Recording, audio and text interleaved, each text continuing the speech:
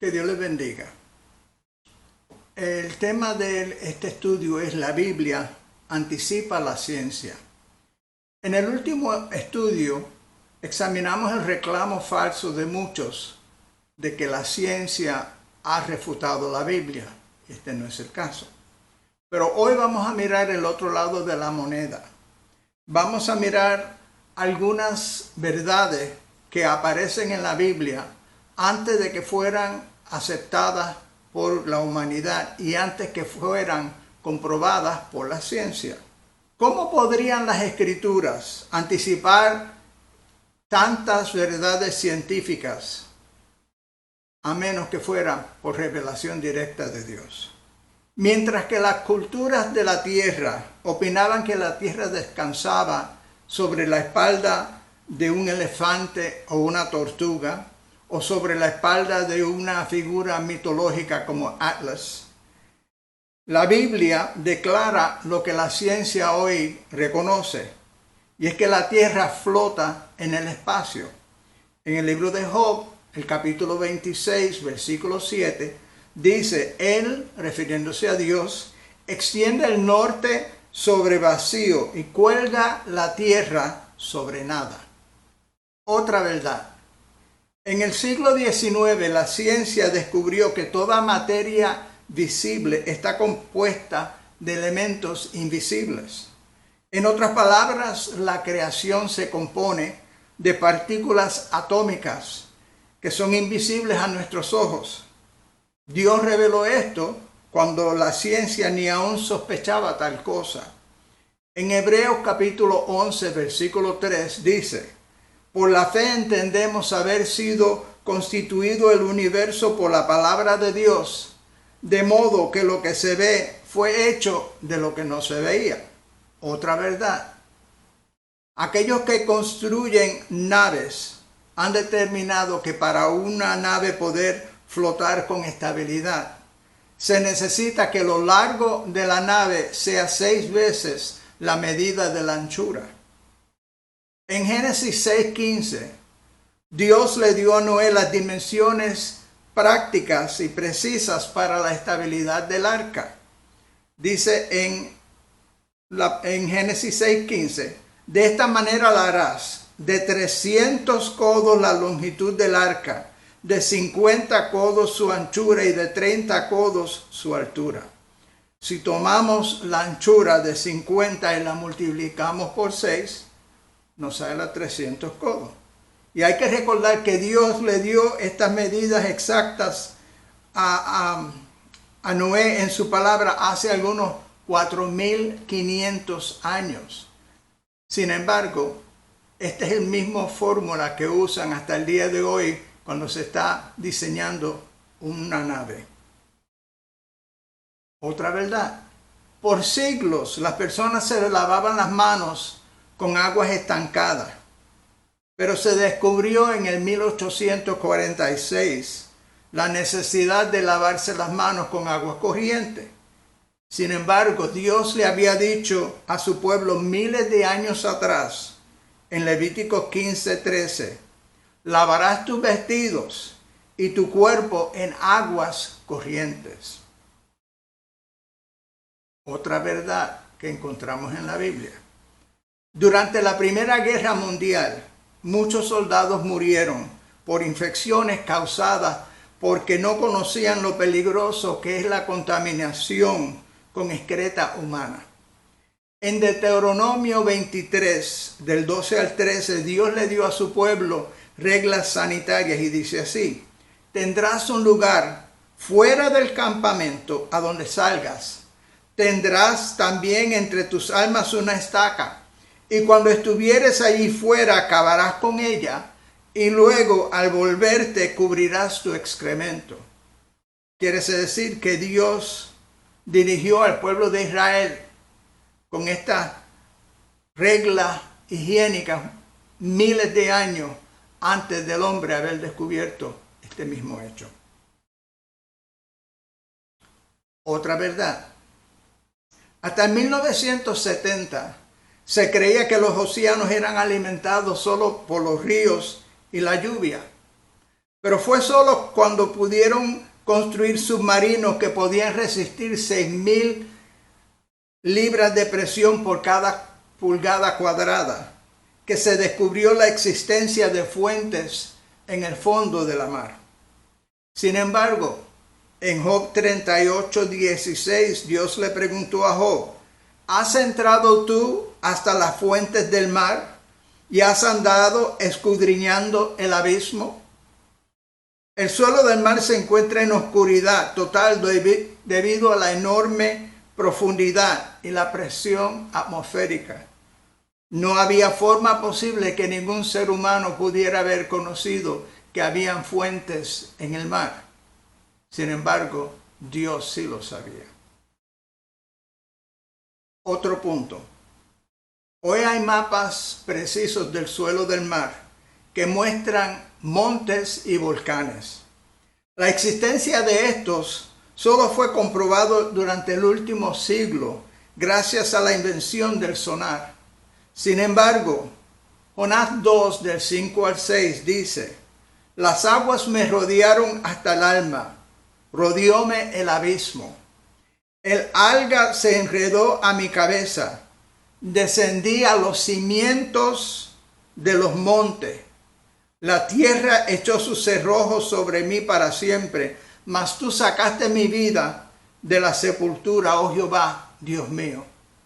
Jonás se está refiriendo a montes dentro del mar, algo que para una persona de esa época hubiera sido imposible conocerlo. En el Salmo 8, versículo 8, habla de los senderos o corrientes del mar 3.000 años atrás. En los 1800, Matthew Maury leyó este pasaje en la Biblia y se dedicó a investigar estos senderos en el mar. Gracias a su estudio y dedicación y sobre todo a su fe en la palabra de Dios, los navegadores marinos hoy cuentan con mapas y otra información específica que les permiten seguir estas corrientes del mar, para que las corrientes ayuden a llevar sus naves, disminuyendo así por muchos días el tiempo requerido para navegar por los océanos. Otra verdad: la importancia de la sangre llevando nutrientes a cada célula del cuerpo era desconocida por miles de años. A muchos pacientes los desangraron tratando de sanarlos de alguna condición. Y esto era una práctica bastante común entre los médicos hasta los 1800. Esta fue la causa de la muerte del primer presidente de los Estados Unidos, George Washington. Sin embargo, en Levítico 17:11 leemos claramente que la vida de la carne está en la sangre. Los científicos clasifican a todas las criaturas según sus especies. Hay barreras genéticas que no permiten que una especie pueda combinarse con otra especie distinta. La inmensa variedad de especies conocidas solo se reproducen cada una de acuerdo a su propia especie.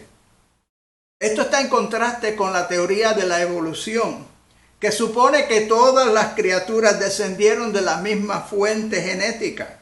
Sin embargo, Dios decretó en Génesis 1:24: produzca la tierra seres vivientes según su género, bestias y serpientes y animales de la tierra según su especie. Y fue así. La Biblia dice en Génesis 2:7 que Jehová Dios formó al hombre del polvo de la tierra. Los científicos han determinado que el cuerpo humano se compone de algunos 28 elementos. Todos ellos se encuentran en la tierra. ¿Y cómo se forma el vaso del alfarero? El alfarero forma una vasija de barro mezclando el polvo con agua para poder moldearla y darle su forma. ¿Y cuál es el elemento más prominente en la composición del cuerpo humano? Agua.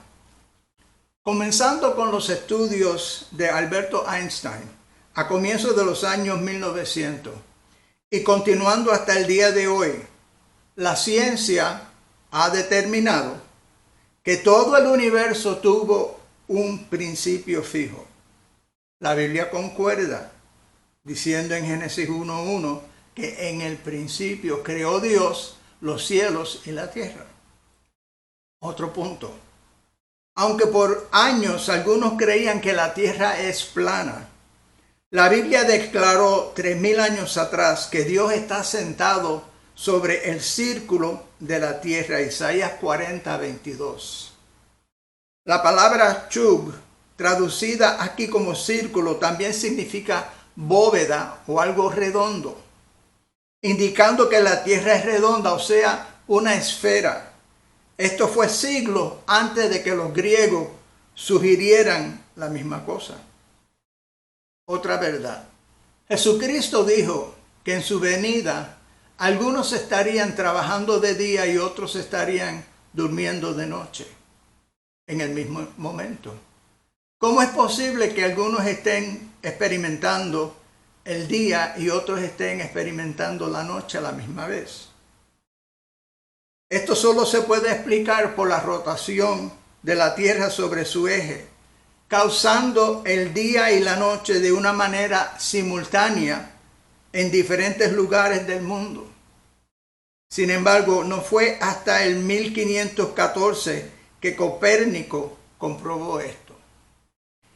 En Jeremías 33:22 dice que no puede ser contado el ejército del cielo ni la arena del mar, o sea, ni las estrellas ni los granos de arena.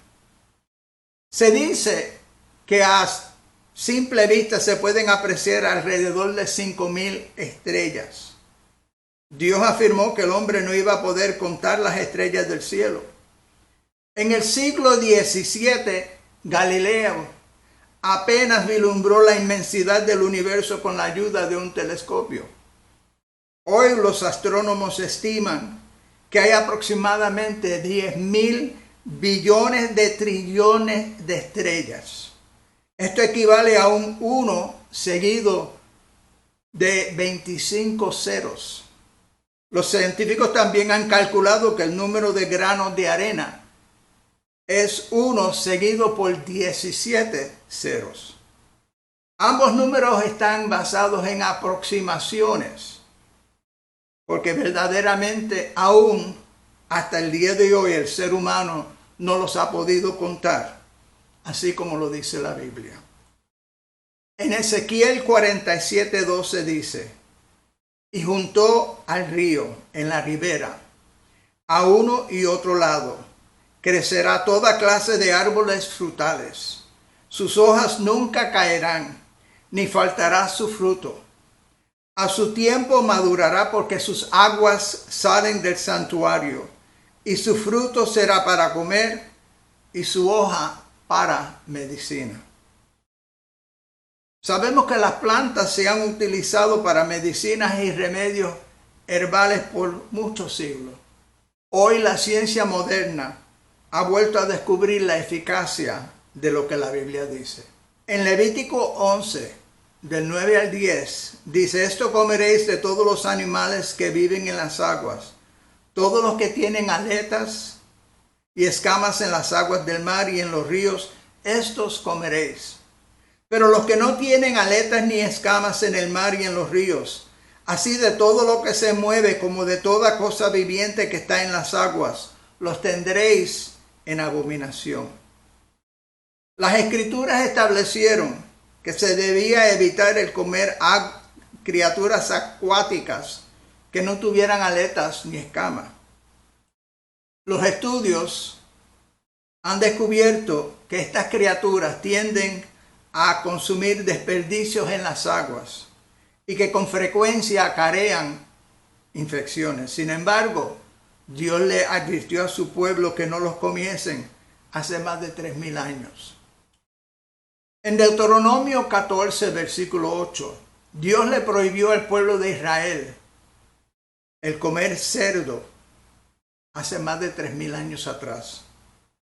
La ciencia ha comprobado que comer carne de cerdo que no ha sido cocinada a una temperatura extremadamente alta expone a la persona a una inundación de parásitos llamada triquinosis, que todavía hay personas que caen víctimas a esa condición.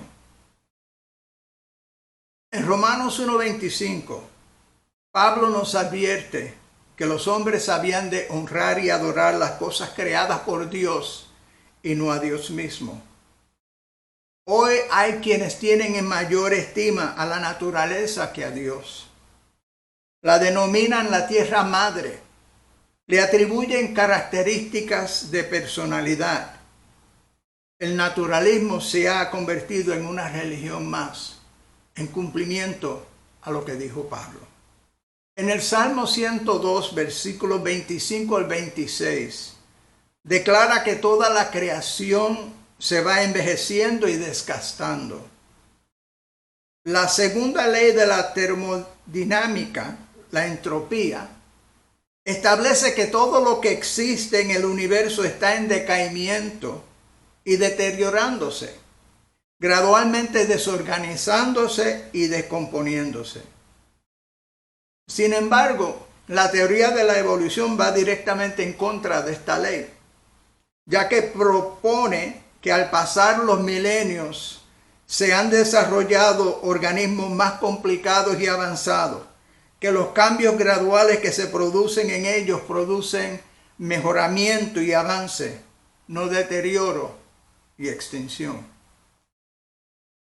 En Levítico 18:6 y otros pasajes se prohíbe las relaciones sexuales entre parientes, o sea, el incesto. Los científicos han comprobado que el casarse con parientes cercanos resulta en un aumento de defectos genéticos y errores en los genes. Errores que se acumulan entre parientes cercanos y producen anomalías y deformaciones en los hijos de tales parejas. La excepción a esto sería en el principio cuando Dios creó la primera pareja. El código genético de Adán y Eva y de sus hijos aún sería perfecto, evitando los defectos que afectarían generaciones futuras. Finalmente, los científicos han establecido el ciclo del agua, la evaporación del agua sobre la tierra, su transportación a la atmósfera, su destilación en las nubes y finalmente la precipitación o lluvia que completa el ciclo, regresando el agua a la tierra. 4000 años atrás, la Biblia habla sobre este ciclo en Eclesiastés 1:7. Dice, los ríos todos van al mar, y el mar no se llena. A lugares de donde los ríos vinieron, allí vuelven para correr de nuevo.